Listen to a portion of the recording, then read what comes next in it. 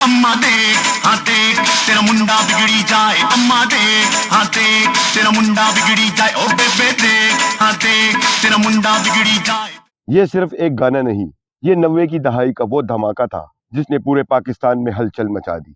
आज भी जब कोई ये गाना गुनगुनाता है तो जहन में सिर्फ एक ही नाम गूंजता है, सलीम दानिश। मेरी शादी जल्द करा दे, मुझको घोड़ी पे बिठवा दे, दुल्हन इस जैसी कोई ला दे, फूलों वाली से सजा दे, जब ये घूंघट में शर्माए, मुझको देखे बदन चुराए, प्यासे दिल की प्यास बुझाए, ऐसी रात मिलन की आए, अम्मा देख।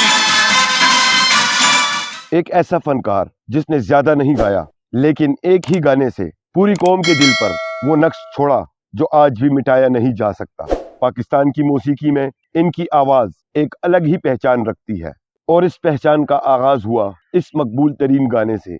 ये गाना न सिर्फ टीवी और ऑडियो के जरिए पूरे मुल्क में मशहूर हुआ बल्कि इसकी शोहरत देखते हुए हिदायतकारा शमीम आरा ने इसे अपनी फिल्म में शामिल किया और फिल्म का नाम भी इसी गाने से लिया। ये सिर्फ पाकिस्तान ही नहीं बल्कि हर जगह गूंजने वाला वो नगमा था जिसे बाद में बॉलीवुड ने भी चुरा कर अपनी फिल्मों में शामिल किया। 30 अक्टूबर 1967 को कराची में पैदा होने वाले प्लेबैक सिंगर, कंपोजर और म्यूजिक डायरेक्टर सलीम दानिश 6 भाइयों और एक बहन में सबसे बड़े हैं। तालीम SM साइंस कॉलेज और उर्दू आर्ट्स कॉलेज से हासिल की और प्राइवेट MA किया। असल नाम सलीम था मगर स्कूल में नाते पढ़ने और दीगर प्रोग्राम्स में खूबसूरत अंदाज में शिरकत करने की वजह से सबने इन्हें प्यार से दानिश कहना शुरू किया और यूं वो हमेशा के लिए सलीम दानिश बन गए।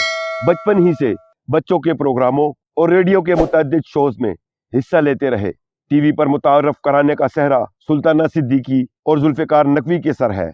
सिंधी जबान में पहला प्रोग्राम मेहरान रंग और उर्दू में उमंग कोयटा सेंटर से नशर हुआ, लेकिन जिस प्रोग्राम ने इन्हें पूरे पाकिस्तान में पहचान दी वो था म्यूजिक चैनल चार्ट, जहां इनकी आवाज ने नौजवान नस्ल को अपने शहर में जकड़ लिया।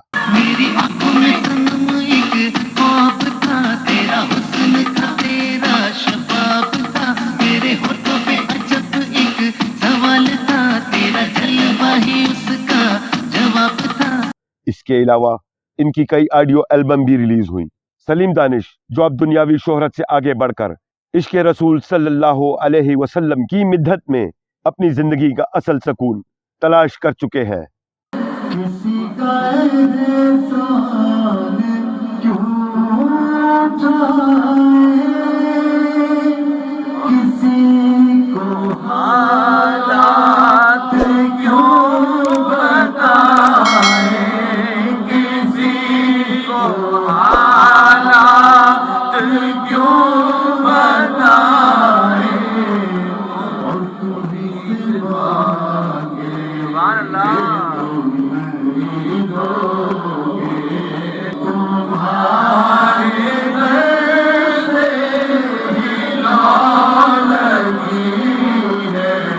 बचपन में हाफिज कुरान बनने की ख्वाहिश थी लेकिन ये ख्वाहिश पूरी न हो सकी और आज भी इन्हें इसका मलाल है।